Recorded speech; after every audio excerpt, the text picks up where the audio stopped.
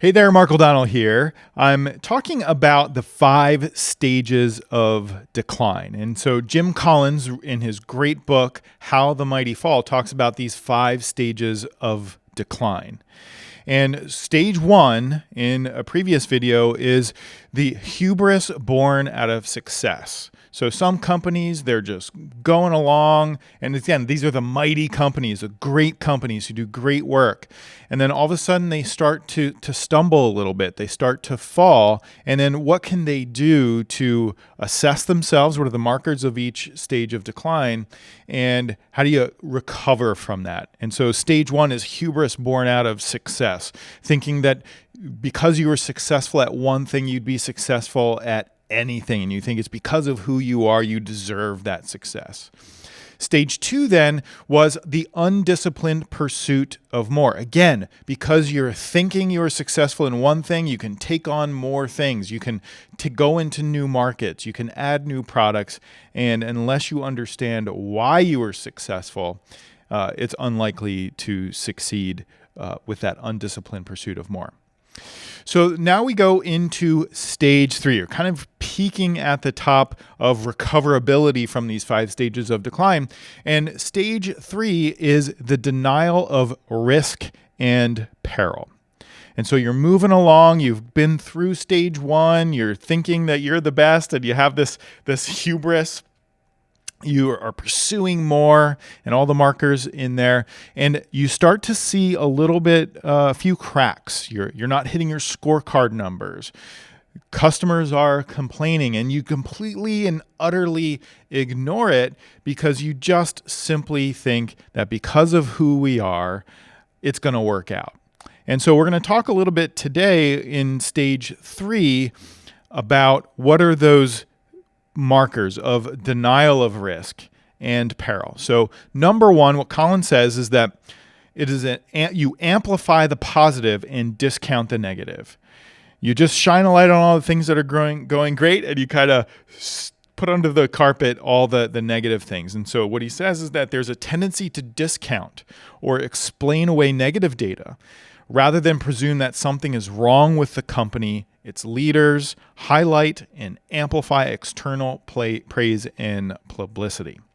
And so, again, you can see these markers throughout your organization, sometimes not fully and not all of them, but you're ignoring poor customer complaints. People are telling you your product isn't working. People are telling you that they're not happy. And yet you just say, well, they are people who just complain all the time. They complain about anything. We're doing great. All right. So that's amplifying the positive, discounting the negative.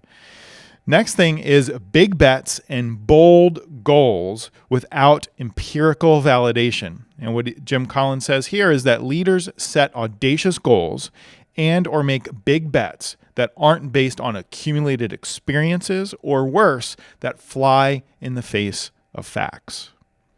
So this is you just putting all your investments into a new product, but it's brand new. It's never been validated out in the marketplace. You're not sure that there's a buyer for it, but you are just so set that this is the new thing, and you put all your eggs in that new thing basket. All the while, you're ignoring the flywheel that just continuously produces. You ignore that to try new things that are unproven.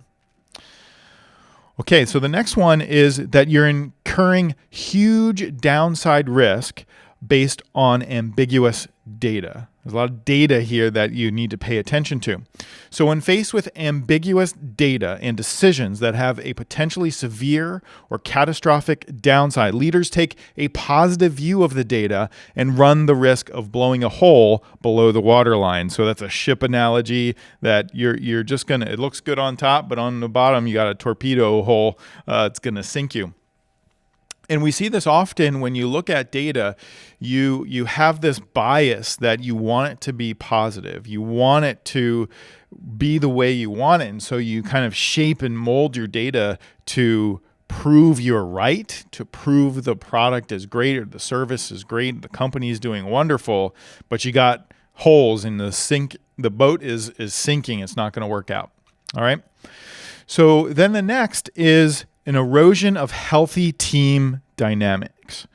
And here at EOS, we talk about vision, traction, and healthy. And we know, based on the hundreds of thousands of full-day sessions that we've conducted with tens of thousands of companies, that the health of the leadership team is probably the biggest indicator of your success. It's also one of the biggest indicators of your ability to recognize these markers, these stages of decline, and course correct as necessary. So what he says here with the erosion of healthy team dynamics is that there is a marked decline in the quality and amount of dialogue and debate. There's a shift toward either consensus or dictatorial management rather than a process of argument and disagreement followed by unified commitment to execute decisions. And so if you want to take a deep dive in here, Patrick Lencioni in 5 Dysfunctions of a Team, that's really the quintessential book on creating team health. And he takes you through the 5 dysfunctions of a team, and that'll help you get better and better as you go. And so if you're following that process, you're doing what Lencioni talks about, you can avoid this pretty well. And know that once you've achieved team health, you feel really healthy, you have to continuously work at it.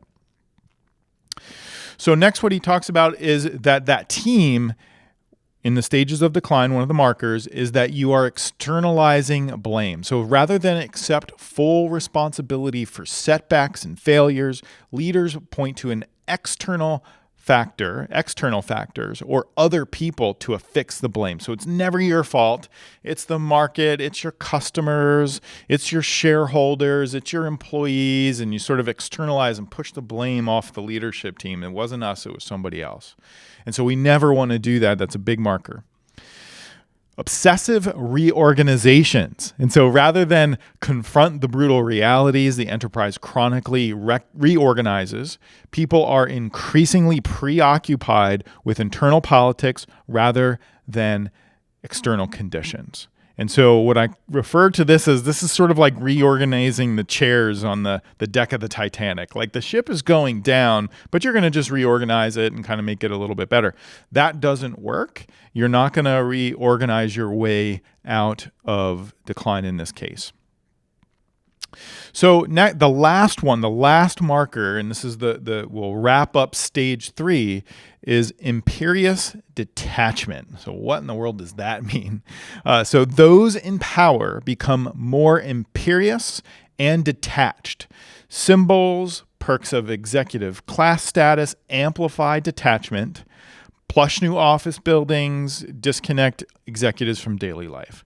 So this is the ivory tower that people talk about. The executives don't want to know anything that's going wrong. They don't want to hear about it. They become totally detached on what is going on. There's a great model called the iceberg of ignorance, and that really says that what's really going, the leadership team is at the top. They're above the waterline. They think it's great. They're floating along. But underneath the water is huge. That's where all the stuff is really happening. And so leadership teams, leaders should never detach themselves from what's happening in the business, every component of it. You got to know what's going on. All right, so that is stage 3, which is, of course, the denial of risk and peril. So in the next video, I'm going to talk about stage 4, which is grasping for salvation. And this will be the last video in the 5 stages of decline series that I'm doing here on this video playlist, because stage 5 is capitulation to irrelevance and death. And so there's really nothing you can do to come back from death as it pertains to that. So stage 4, we're going to go through all the markers, and then we'll wrap up the 5 stages of decline. So thanks a lot, and that's it for me. Until next time.